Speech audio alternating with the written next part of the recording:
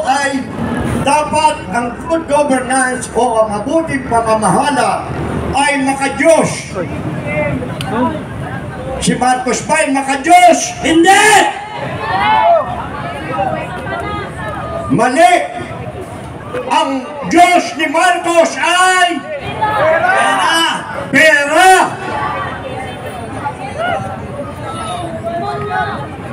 Pangalawa, dapat ang mabuting pamamahala ay responsive o tumutugon sa pangangailangan. Bumaha sa Metro Manila, saan sila namigay ng ayuda? Sa Davao. Hindi mo ba? Tingnan niyo, responsive po ba yun?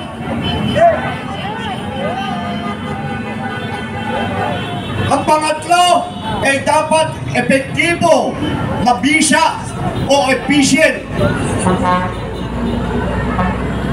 Ano po ang ginagawa nila? Hayaan muna, ano sabi ni Marcos? Hayaan muna lumipas ang bagyo o lindol at saka tayo pumunta. Imagine, ganun po ba ang kailangan nating leader? Masyadong reactive. Ang susunod po ay tinatawag nating transparency. Dapat po yung matutukoy ano po ang ginawa nila. Itong korupsyon pong ito. Kaya po hirap na matukoy iyang mga politiko ay dapat, kasi po ay wala pong paper trail. Puro cash po ang kanilang tinatanggap at meron po silang Batman. Di ba ba? Ang susunod po ay dapat may pananagutan. Kanina pong umaga, ang isa ko pong lugar ay nanakawan. At nahuli po yung magnanakaw, yung pobreng magnanakaw. Alam po ba nyo ang kanyang ninakaw nung tingnan ko yung bag? Circuit breaker lang po at saka emergency light.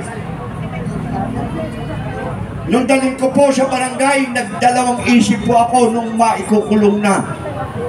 Bakit po? Ito po ang pobreng magnanakaw. Isang maliit lang ang ninakaw, circuit breaker at saka emergency light ay makukulong agad. Samantalang yung trilyon magnanakaw sa gobyerno ay nakakalaya pa at nagpapasaya. Di ba ba?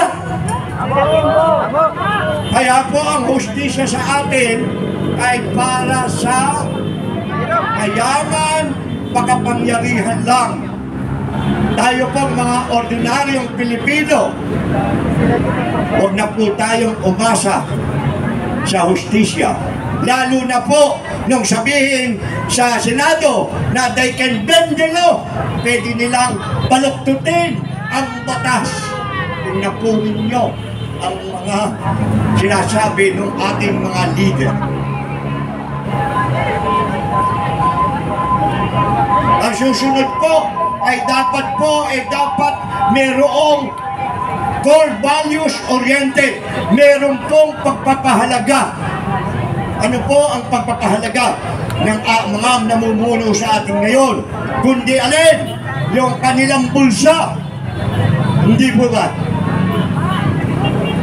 Napakasama na po ang nangyayari. Masyado pong ganapak at makakapal ang muka ng ating mga leader. Yung mga congressman na hindi naman kasama sa korupsyon. At kung ikaw ay walang kibo at hinahayaan mo lang, kasama ka rin sa korupsyon. Katulad natin na bopotante na ang binoto natin ay yung mga iyan na politiko, kasama rin tayo sa korupsyon. Bakit? Dahil hinayaan natin sila ay mapuwekto sa posisyon. Pambihira po sa kanila ang nakakaalam kung ano ang tunay na kahulugan ng mabuting pamamahala. Sinasabi lang po nila na nagtagampanan nila ang mabuting pamamahala, pero ang ginagawa nila ay puro masamang pamamahala. Mayroong parating pag-iimbot sa sariling interes.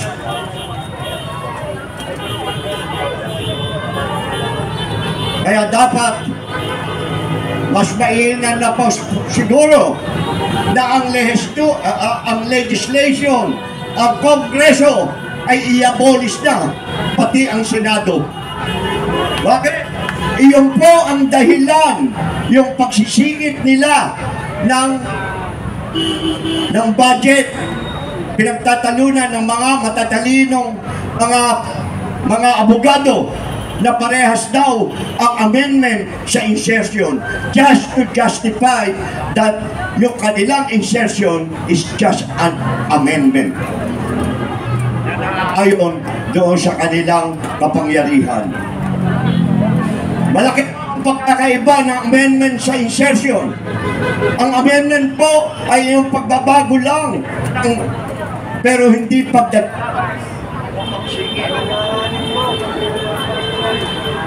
Kaya po sila nagsisingit, para po ang kapakanan. At para tinatawag nating HOP. Diyan po na national government, trillion na po ang nawawala. Pero kung tutuwirin natin mula sa barangay, sa munisipyo, sa probinsya, sa rehiyon, tuwirin po natin ang mga korupsyon. Sino kaya sa 10 politiko, ilang kaya ang malinis noon? Ilan? Sa 10 politiko, sa palagay nyo, ilan ang malinis? Wala! Hindi po ba? Wala. Kaya sa susunod, huwag na tayong maging botante. Ating iboto mga putang inang politikong iyan. Wala silang gagawin kundi nakawan tayo ng nakawan. Yung buwis natin sa ating ari-arian ay hindi natin lamang kung paano natin pag-iipunan. Pero tanginang iyan, ninanakaw lang nila ang ating ibinabayad.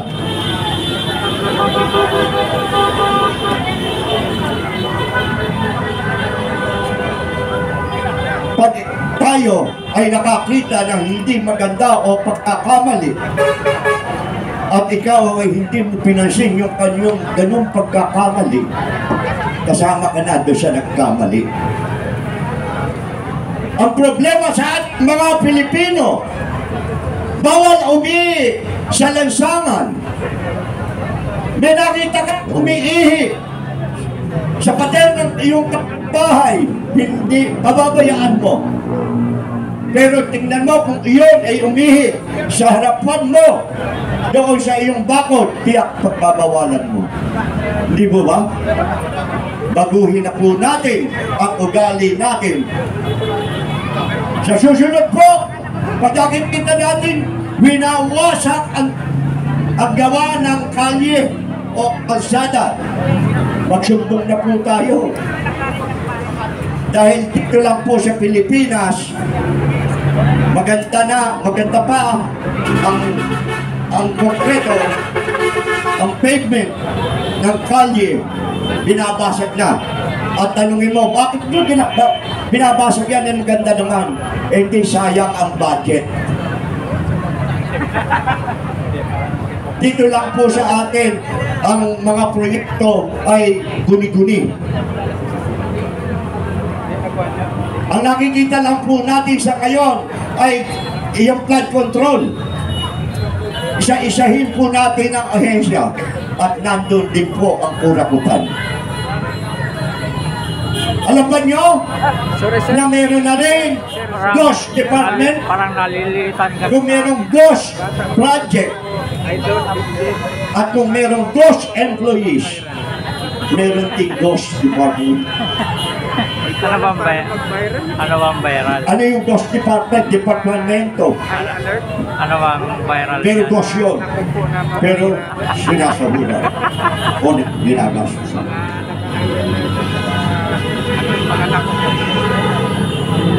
Kaya minsan hindi lang natin maitatakwil sa ating sarili na tayo Pilipino dahil tayo maitim, tayo manggi, maliit, talagang Pilipino, Pinoy na Pinoy. Pero ang ginagawa ng ating mga politiko, ikinahihiya na tuloy natin na sabihin natin tayo ay Pilipino. Di ba ba? Pero nung nakaraang administrasyon, hindi ba taas ang ating noo? Pati ang ating balikat, kung tinatanong tayo ng mga dayuhan, teka saan ka, what nation? Sasabihin natin, ako'y Pilipino. Ngayon, sa ibang bansa, ang ating mga kapwa Pilipino roon, dahil kinahihiya.